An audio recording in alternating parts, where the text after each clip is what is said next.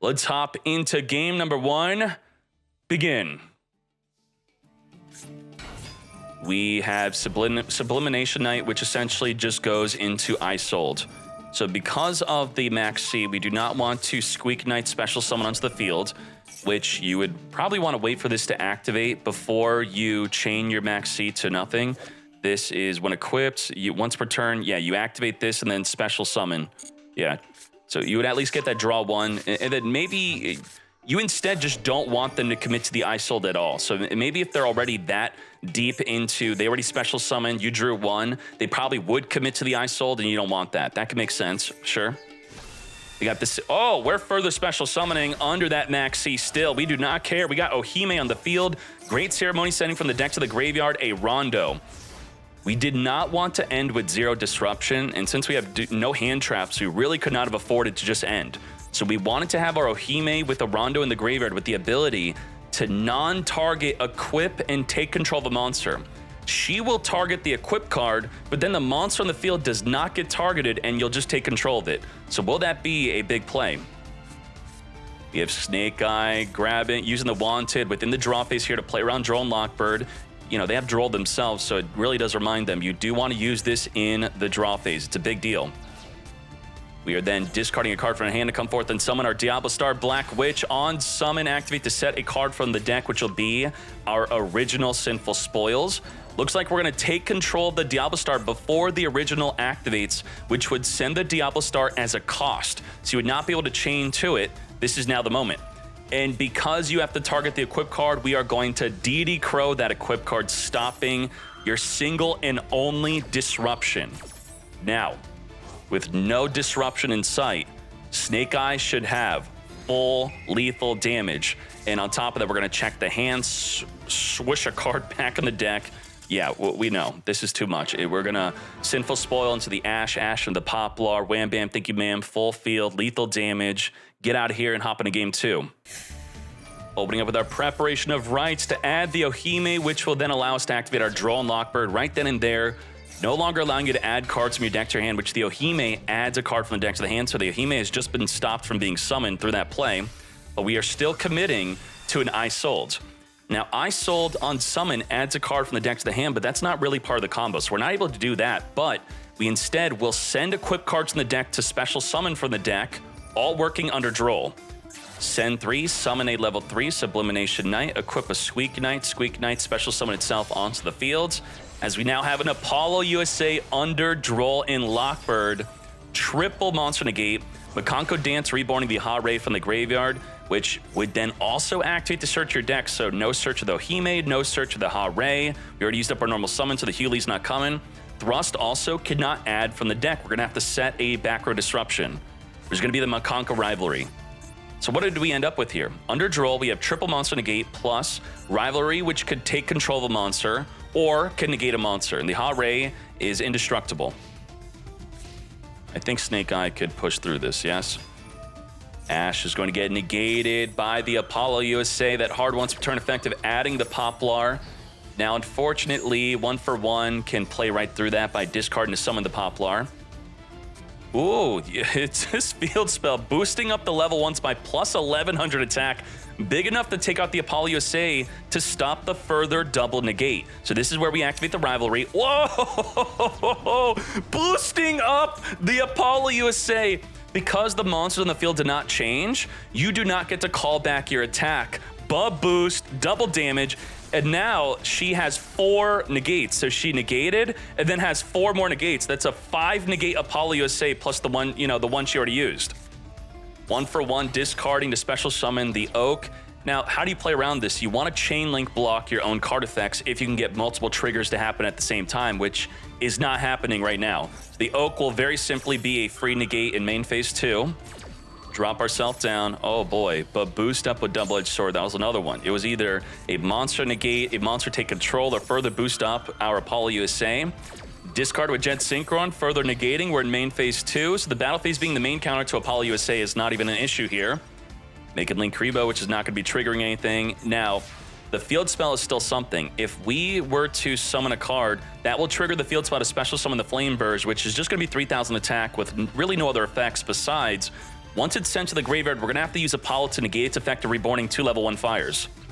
We cannot allow that big follow-up. We have Ohime searching our deck for the Mikanko Kagura, which is non-target destroy. That's going to destroy how many cards in the field?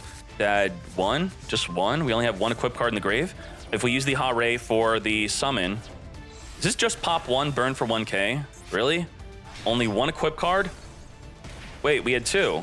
Oh, okay, the Durendal and the Water. So pop in the field spell and the Link Rebo. Now the Flame Birch cannot summon itself onto the field. Very nicely done. Dealing double battle damage to both of the players. It now gets sent to the graveyard, and Apollo's now reduced to 0. But with it being sent to the graveyard, we use the Ohime to boost up the Hare. Hare is going to be inflicting 4,000 battle damage for game, taking this into game 3. Very nice, very nice. Very well done. The Kagura with that non-target pop with 2 equipped cards. Very well done. Begin. Game number 3, Pure Snake Eyes versus, we got Mikanko. What the heck is this? Birch? We Birch, and hopefully that's not your 3rd copy of Poplar. 2 Poplar, 1 Birch, because 1 Poplar could have been a combo. Damn. Now, we still gotta kind of be careful. If we summon at all, that will trigger the field spell to summon the Ash, which will add the Poplar, which will summon itself onto the field. A bunch of bodies to basically block lethal damage. We have Wanted being used in the draw phase to play around the Droll and Lockbird, so they do not get to use that right away. We have Diablo Star being discarded to summon a Diablo Star to set a card from the deck, which would be our original Sinful Spoils. We now have the Mikanko Dance equipped onto the Diablo Star just to get it into the graveyard, to send it to summon from the deck an Infernoble Knight Ricardetto.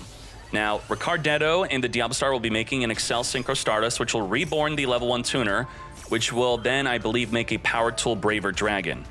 By chaining Maxi to this, we are in a tough spot because that's going to be a special summon into a special summon. That's a draw 2 off that Maxi if we commit to searching a Poplar.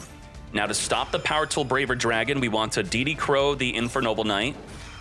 Birch is also going to be chaining to the Maxi. Send the... Okay, so, wow. We don't even get to summon the Ash. You do not get to draw from Maxi, so we countered the Maxi by instead just summoning straight from the deck, probably an Ash. There we go. Summon an Ash without Maxi drawing, but we still have the opportunity to add Poplar and give them another draw, which we're not doing. You're drawing nothing. And we're going to DD Crow again on the Wanted Seeker Sinful Spoils before it turns into an Upstart Goblin draw 1. So deny the draw 1, deny the Power Tool Braver Dragon. Some good use of the DD Crow. You know, maybe a little bit questionable on the Wanted, though. We have the Ohime. So you may be thinking, could we just chain DD Crow to the activation of the Wanted, which you would want to know because they could have another Wanted that they discard, then use the other one. So let's read that. Does DD Crow stop this? During your main phase, banish this card, then target a card that is banished or in the graveyard. Place it on the bottom of the deck, then draw 1. So probably saving the DD Crow for the activation, which is a hard once per turn, would have been better. Unless you are fearing for them being able to target a card that is banished, which the DD Crow would not be able to use. Yeah. All right, let's go. Discard the Hewley with the Hewley, and now we're in the situation where that DD Crow, I believe, would have been much better used against the Hewley reborn with the Mikanko Dance. A much more devastating play than draw 1. Get to search for the Mikanko Rivalry. The Hewley's making our entire field of Mikanko cards untargetable. Special summoning the Ohime with the Ceremony. Ceremony send a Mikanko card from the deck to the grave. The Ohime could then interact with that card, which will be the Rondo, to take control of the Ash on the field. Ash was summoned into defense this turn, so he cannot change his battle position, but we're going to link it off into Hida. Hida reborn the Ash from the graveyard. Hida and Ash could make a Celine Navidad. So wait, you are activating the Ash to search for a Renaud. Ain't no way. Hida is a big one. Now, if we wanted to make Celine, we would then go into an access code talker. We're going to instead make a Promethean Princess, reborning the Hida from the graveyard. Did we have lethal damage or what? We have Amphibious Swarm Ship now here at just 4,600 damage. The Mikankos are 0 attack. Yeah. That's the thing. So what do we have here? What is our disruptions? With Rivalry, we can negate a monster. With Ohime, we could take control of a monster. With Hewley, our Mikanko cards are completely untargetable. And if they special summon a monster, the Promethean Princess will pop it. So that is about 1, 2, 3 disruptions. We play through 3. with a single normal summoned Ash as the rivalry.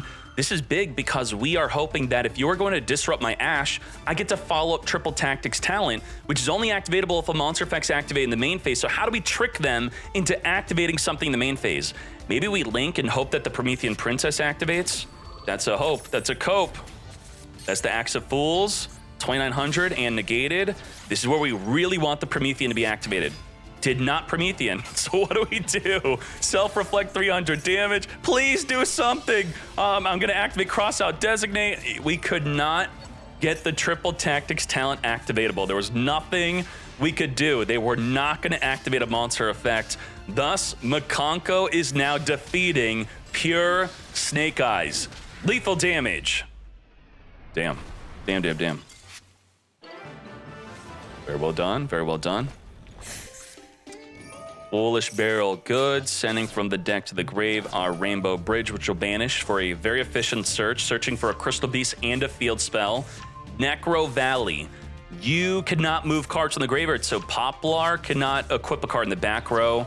The Oak cannot special summon a card from the grave, but if a card's banished, you could special summon it. The Flameburge cannot reborn from the graveyard. The Wanted Sinful Spoils cannot draw a card. There's so much the Necro Valley's doing here. We're going to be chaining the Maxi in response to the Crystal Beast Rainbow Dragon. Special summoning that Crystal Beast onto the field so we get our draw play right there. The Sapphire Pegasus is negated. We're going to be using the Awakening to additional summon here. Okay, I'm not going to pretend like I really know what's going on here. Okay, we're then making a Baguska. So draw 2, I make Baguska plus Necro Valley. Any monster that's not a link will be forced into defense and be negated. We also have the Conclave, which is more disruption.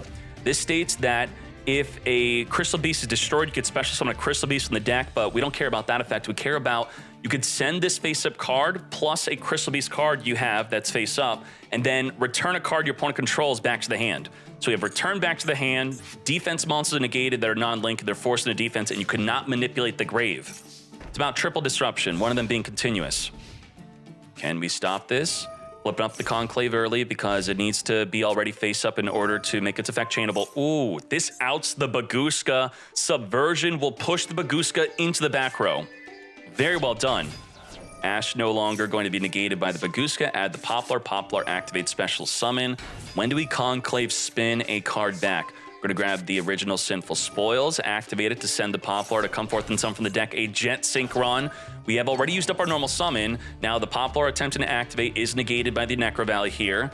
We are sending the Jet Synchron and the Ash to come forth and summon a Flame Burst from the deck.